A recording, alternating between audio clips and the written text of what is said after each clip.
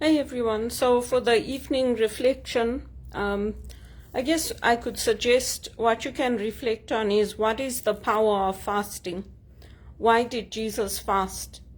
And we know the three temptations that he faced in the desert when he was in the desert. And we face the same temptations in our lives. We face temptations when we don't have food. We face temptations of wanting earthly riches or earthly power. We face temptations of turning against God when things go bad. So with all of those three, when we fast, we are actually increasing our resistance to evil, and we're gaining more self-control. So for me, until my health started failing, I used to do complete fasts. And maybe I will get back into that, but I basically wouldn't eat anything the whole day. So my last meal would be my evening meal, and then I wouldn't eat anything again until maybe the next evening.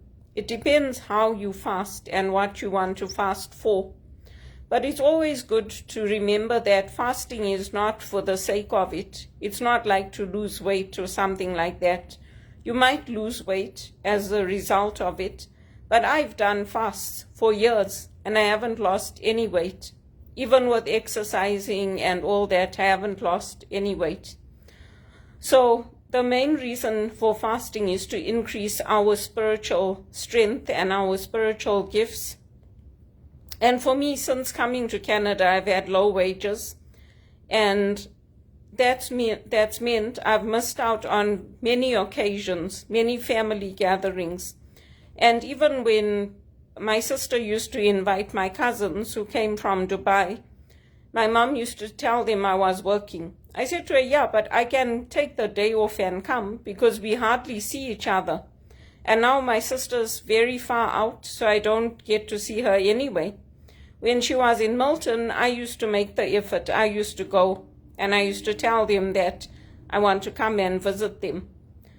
And it's always a battle for me because I never have money. I put things on credit, and then I'll end up taking out hefty loans at 40% interest rates just to live. And I'm not somebody that's a drug addict. I'm not somebody that's committed crimes. I'm not somebody that the police need to watch. But yet I can never seem to get into a good paid permanent job after TD let me go in 2007. And when you talk to the Indian recruiters, they get very, very nervous when you haven't had work for over a year. But the reality is that that's the situation that Canada's facing. There are people who have been out of work for 2 years, 2.5 years. They're looking for work. So those of us who are out of work, we have to be able to speak to that. And the banks need to change their attitudes because they want to hire on contract. And then when they let you go, or any company, whether it's Teleperformance or healthcare, wherever, it takes a long, long time to get that next opportunity. So people need to remember that. And I have no memories with my family from the time my mother came. I have no photos with my sister and brother-in-law, their children. I have no memories with them. And I had even written to my mother telling her that these are the memories that you are creating. I also want time with the family. I also want times for us to be together. So in the end, what used to happen, I had to invite her separately because she didn't want me to come there. And I used to always have Christmas with my sister. Before she came, every Christmas I was with my sister and with my brother-in-law's family. And then after she came, she was like, no, you do your own thing. We're doing our own thing. You don't come. So I started going to my aunt's sister. I say my aunt because it's not my immediate family. She's married to my dad's brother. I started going to them. And then once things got really bad, I was like, you know what, I'm not coming to you guys for Christmas anymore. I'd rather just stay in my own home and go to church and come home. Because it gets to a point where I mean, if you're going to people's places, you need to take something. Even if they tell you, no, don't worry, there's plenty, you don't have to bring anything. It's not good manners to go to people's home and not take a dish, or take, even if it's a bottle of pop or wine or brandy, whatever. It's only a courtesy that if you're going to somebody's house, you take something and then you all share it. So, that's why when things like this happen to a country, not just to me, but to a country, people actually pray. They offer prayers for that country, for things to change. And the Americans are very good at that. You won't find it so much in England or other places, but the Americans are very, very good. Like, they will have days of prayer dedicated to their country. And the president will call it, or the church leaders will call it. They'll say, on this day we are going to pray for our country. And we've done that in Africa. We've done that when we've had droughts, when we've had locust attacks, when we've had the country completely desolated. So I pray for my country. I pray for Canada. I pray for Zimbabwe, that things will turn around and that we will have the right leaders, not leaders who are only interested in money and power, and meanwhile the country is sinking into desolation and into poverty, and single women like me who are educated are sitting at home without jobs, and it's always like a year and a half, 2 years, and there's nothing in place for us. And single women are the ones who are hit the hardest. If you look at the poverty report, we are the ones who are hit the hardest. And so why do I continue to pray? Why do I continue to fast? Why do I continue to go to church, to say my rosary? Because it's not about the people at the church. It's not even about the priests. It's about strengthening that spiritual relationship with the Lord.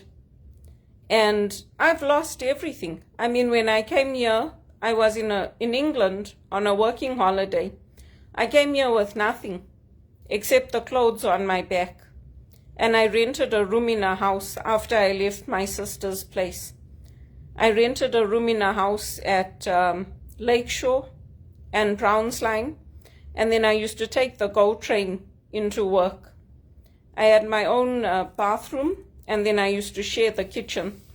And initially it was fine because it was me and another white girl. So we were clean. We used to clean up the kitchen, keep everything nice. The landlord was also nice. He used to shovel the snow for us and he used to take out the garbage. He used to come in on a weekly basis and help with cleaning the windows. We didn't have to do anything. He used to wash the floors. And then I bought my own place. And I stayed in that condo for 10 years. They let me go from TD the year I bought that condo. And I had signed the papers on my mother's birthday. It was January 27th that I had signed those papers and moved in there. And that same year, they let me go. And for 10 years, they put a 10-year restriction on me. I couldn't get any permanent job at TD. And when I had gone to the lawyers to talk to them, they're like, oh no, don't worry about this. I'm like, but what is that 10 years? I don't understand it. They're like, oh, don't worry about that. Just, you'll get another job. Just take the package because they don't want you there or they can't find you another job. So for 10 years, I took contract work, 3 to 6 months, moving from one company to the next company. And I did get contracts in the bank, but they were all short-term. And when I was working on those contracts, the last few years before I worked at Teleperformance, every time I worked somewhere, they would report me, report where I was working. People kept calling all my places of employment, including the Credit Suisse, probably because there was that investigation into them. How would I know? I didn't know what was happening at Credit Suisse. So then the managers used to get upset. They say, why are they calling you every day? Every day they're calling and asking for you. I'm like, I don't know. I don't even keep in touch with these people. I don't know them. I just did a 6-month contract there. Michael Carter used to cry. He's like, I told them to stop calling. The managers told them to stop calling. Every day they're calling you. Same thing at BMO. And they're like, no, we can't keep you. That's why HSBC let me go. I'm like, but you can't fire me because of them. I'm doing a good job for you. He's like, yeah, you're doing a perfectly good job for me, but everybody is getting upset. Nobody wants these people calling you. And I told you to report it to the police. I said I did report it to the police. So this is what happens to me. Every time I get a contract, people spoil it for me. So I just hope and pray that this next time that I get a job, it's going to be something that turns into something permanent, if it's a contract, and it's going to be well paid. And I hope that all these people, Eric Charbonneau, Eddie Farid, Jane Breen, I hope they don't call. Because just like they have families to take care of, I have my family. I have my own needs to take care of. And when things are so hard like this, and I don't have any money, if I get a job, I do not want them calling and spoiling things for me. At BMO, at HSBC, at any of the banks or construction firms or wherever it is, I don't want them calling. Even if I land up getting work with Roger Federer, I don't want them calling. I don't want them to call. Because it's not fair to me. Just like it's not fair to me for Bono to go and tell his team that he loves me. It's not fair to me. I was a very good volunteer for him. I was a very good representative. If there's a personal relationship that he wants, it's got nothing to do with his team. Because it spoilt it for me, it spoilt it for everybody, and everybody was hurt. Maybe not his team because they talk to him all the time, but the rest of us were hurt. You could see it on our faces. We were like, oh my God, these people are very unprofessional. They're telling everybody. So it's not fair. If somebody volunteers for you in your church, in your community organizations, and you have a personal relationship with them, don't spoil it for your team. Don't go and tell everyone. In North America, it's not accepted. Maybe in Africa it's accepted and maybe people like it and maybe people are like, oh yeah, now we're friends. No, it's not accepted in Zimbabwe. I don't know about Nigeria because I've never worked there and I don't know their culture. But in Zimbabwe, it's not accepted. It's frowned on. I don't know about Egypt and all these other places because I only worked in South Africa and I worked in Zimbabwe. And even in South Africa, it's not acceptable. Even at Wits, my Professor Matthew Grosset, we had a very professional relationship. Now I'm his friend.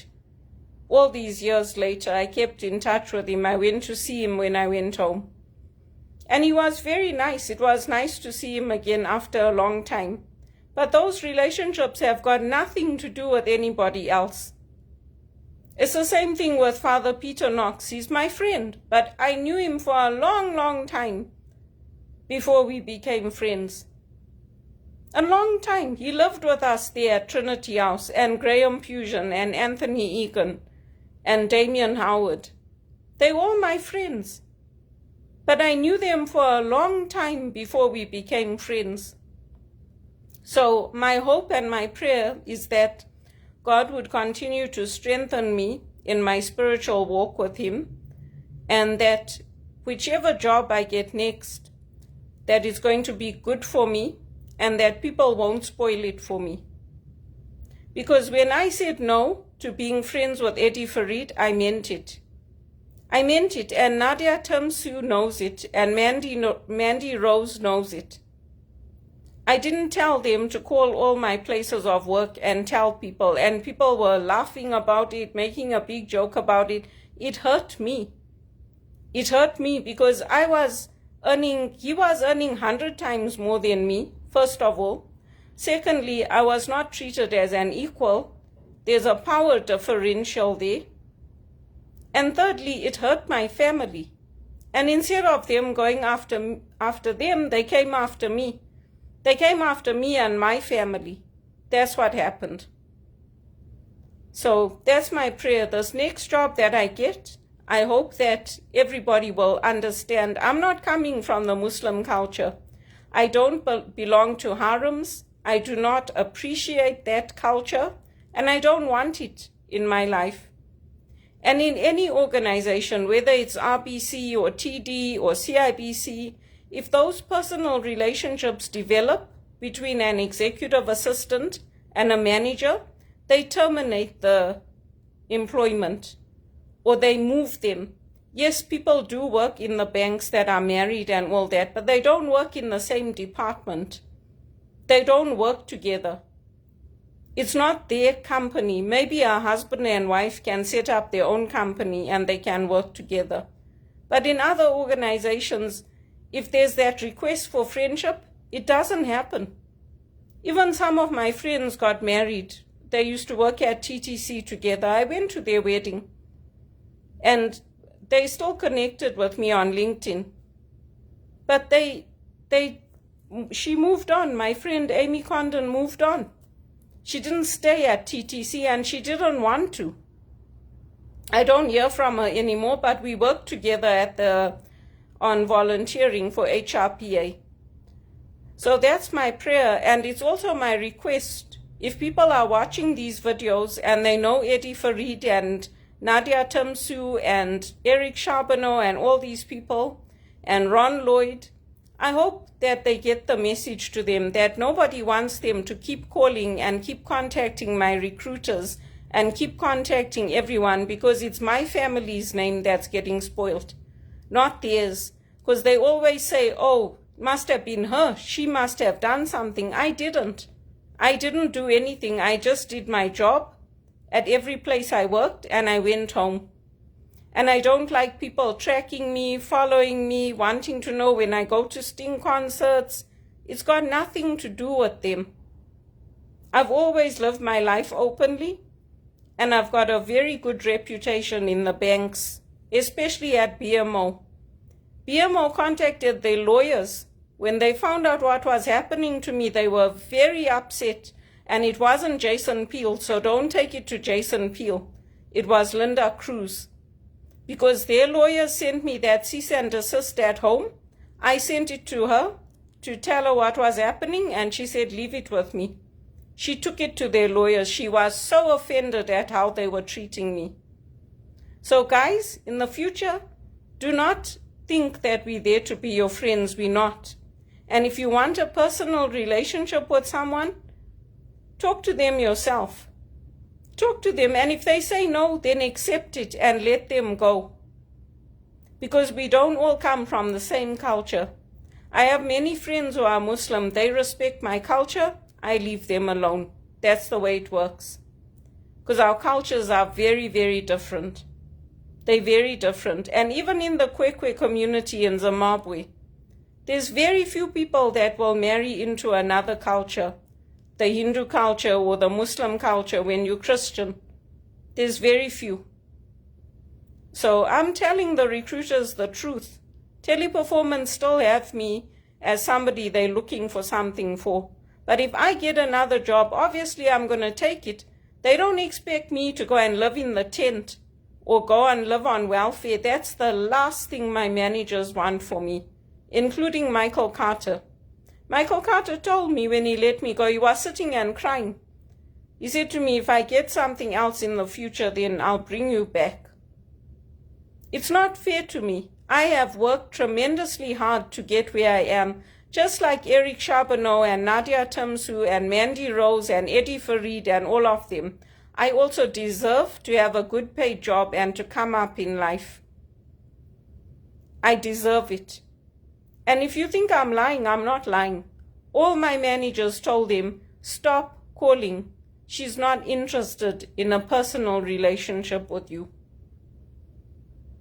They were all told. They were all told. And as for Bono, I don't know why he did that. I don't even know if he did it because it came from his employees But I never got any special treatment. Even when I asked him for help and I told him, I'm completely bankrupt, I need help, he never helped me. And everybody respects me in Toronto. Everybody likes me, and everybody tries to help to get me work. So I pray that this is going to turn around for me. It's not fair to me. It's not fair to me. I worked hard to prove myself, and I've mentored others. It's not fair to me. And yes, it is a spiritual attack because it's evil. If a woman says no, accept it and move on with your lives. And if you like me that much, help to open doors so that I can get into a good paid job, instead of spoiling my name, spoiling my contracts, and spoiling everything for me. Just because I'm not married doesn't mean that I like what you're doing. I don't. I can't even go out on a date without people calling Anita to tell her where I am or getting filthy text messages. Do you think my mother likes me getting messages like that? She doesn't. She sits and cries when I get those messages about, oh, if you come and clean, we'll pay you extra if you have sex. It's not a joke. And if you come to live in a Western country, you should change and you should adopt the Western standards. People here do not want harems and all that. You should learn. That's what I say. And if you don't like it, go back to Egypt and have your harems and have your wives plus your concubines.